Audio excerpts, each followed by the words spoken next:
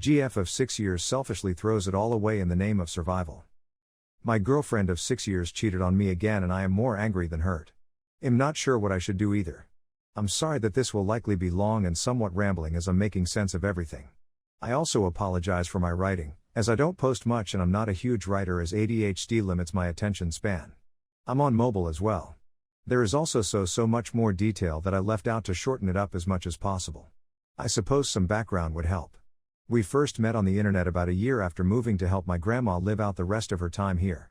We chatted and video called each other daily. We had an amazing connection.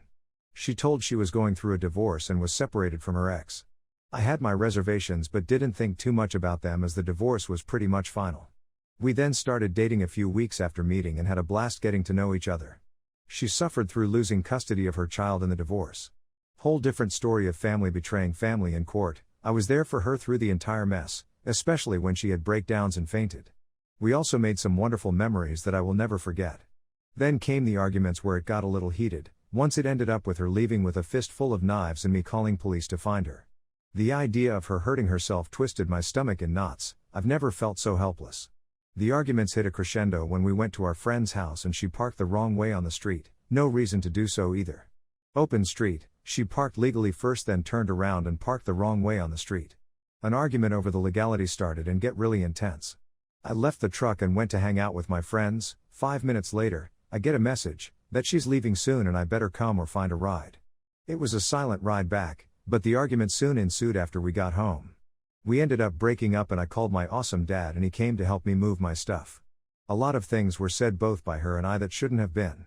She was mad and confused that I left, but wouldn't realize that as she left she packed a few things up into her truck and peeled out flipping me off. She talked and acted as if she wanted me gone. I was hurt by all of what happened, these so much and this will get so much longer in the months before and probably didn't act rationally. We didn't talk much after I left the apartment. Eventually we got in contact again and start talking regularly again. Now there's another woman in the picture, she's bi, and I don't think too much of this until we all hang out. I may as well have been a ghost, I was just there. We all hung out and it was weird, as if her and I were together, she was with this other girl and other girl had a boyfriend. I remember driving home from hanging out crying a few times, something was really hurting me. She ended up without a place to live and I stayed in a tent for a while with her. She left one night and her behavior was off, she was disconnected. A few nights later she was asleep next to me as her phone was blowing up. I checked her phone to make sure there wasn't some emergency and found out she had a threesome with them. I called her out on it and there wasn't much an argument, she wouldn't look at me as I ranted. We ended up moving on and were together and happy for a while when she started getting angry with me again. She admittedly would argue with me in the morning to wind me up, she was very short with me, which started lots of arguments. Any time that I would bring up an issue I'm seeing in the relationship, it would start an argument and it was always my fault.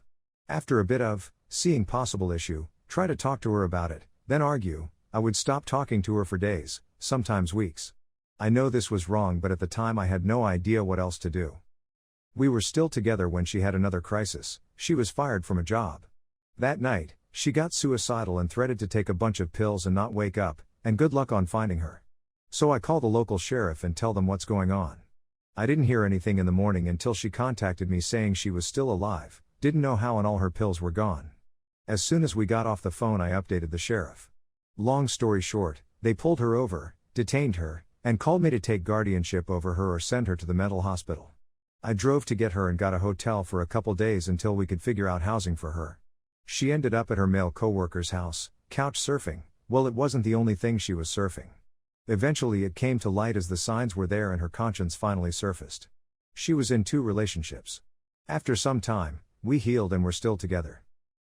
Little did I know that bailing her out of the hospital was the first in a long line of bailouts from her short-sighted decision-making. So much drama was created by her and helped out of it by me. So many horrible financial decisions that I bailed her out of at great cost to me. I'm about 4 years behind in life and retirement funding due to this. I do this all because I love her deeply and see a future with her. I thought she was the one. I loved her so deeply and she taught me so much. My life has definitely improved in some ways to her credit. So many firsts in life and a lot of great memories.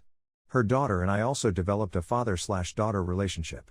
She called me dad on her own and the day that little girl told me she loves me, I cried and had to go hug them both. It still makes me tear up. I have no kids, but thought of her as my own. She was still living in the camper and it wasn't great. She let a friend move in that she wanted to help. Admirable, but I told her that she really needs to work on herself for her daughter and that's all. We wanted to get back to where we once were before we first broke up. Our own place, her daughter back living with us, and us doing the family thing again.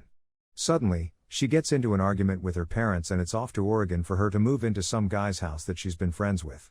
I helped pay for that trip and other living expenses as she lived there. She supposedly had a job lined up but he ended up paying thousands in repairs to her vehicle. I'm not totally sure what happened while she was there as I am now questioning everything. Things eventually went south and she came back to the camper. I paid for her food, fuel and whatnot. She then let another friend move in that she wanted to help but it ended up with them living in a car in their new job's parking lot. I also paid for their food and fuel nightly. Helped get her truck towed when the engine died. She then moved back into the camper, now with 2 other people. It was far from perfect and she was 2 hours away from her job with no reliable transportation. I tried to tell her to stop smoking weed and find a new job, but never got a closer job. A few months ago a person from her past came back and she found out her ex died about a year before. She was gutted and I tried to be there for her as much as possible. This person was her ex's adult daughter. My GF just wanted to be there for her and go and see your old friends. In the back of my mind I kept thinking that she was never there for me like that for my uncle, friend, or grandmother. I tried not to think much of it until the red flags started popping up again. She talked about her ex's daughter a lot, hanging out a lot and suddenly a password on her phone and it was strange. As one could imagine, I have lingering trust issues with her. So I confronted her with my feelings on the situation and asked her what her intentions were / did she have feelings for her. I couldn't get a straight answer. A few weeks later she suddenly moves to her ex's daughter's place. I can understand living in a camper with lazy, messy canoes suck, but that was her doing. I was sketched out about it and had a feeling something was up. I tried to talk to her about it but it was quickly dismissed. My GF got a decent job and seemed to be doing well. I was still helping foot the bill until after her first paycheck. One night I get a call from my GF angry and emotional, telling me that she's got to come back but has nowhere to go. Eventually she tells me she has one option but I'll hate it. SH could stay with the guy she cheated on me with after her suicide attempt, the male coworker from earlier.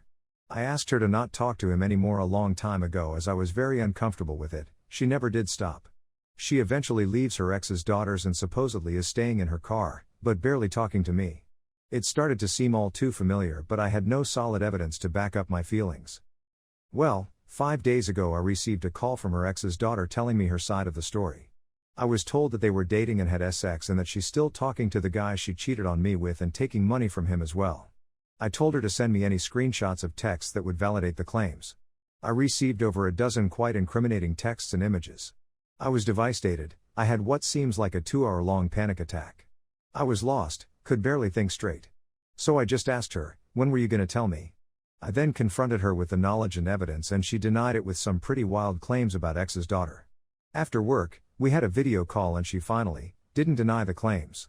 Also, she admitted to staying with the guy she cheated on me with. Her reason was, she did it to survive, and didn't want to hurt me but to push me away so she wouldn't hurt me anymore. I didn't hear any of it and called her out on her decision making, calling in to question her feelings for me, and just letting raw feelings and thoughts flow. I told her that we're not together anymore and she started crying saying that she loved me and didn't want to lose me, blah blah blah. It didn't matter, I was done worrying about her.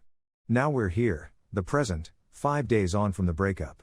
I still haven't cut contact as I have a cell phone under her plan, my name is not on it, and I'm not sure what to do.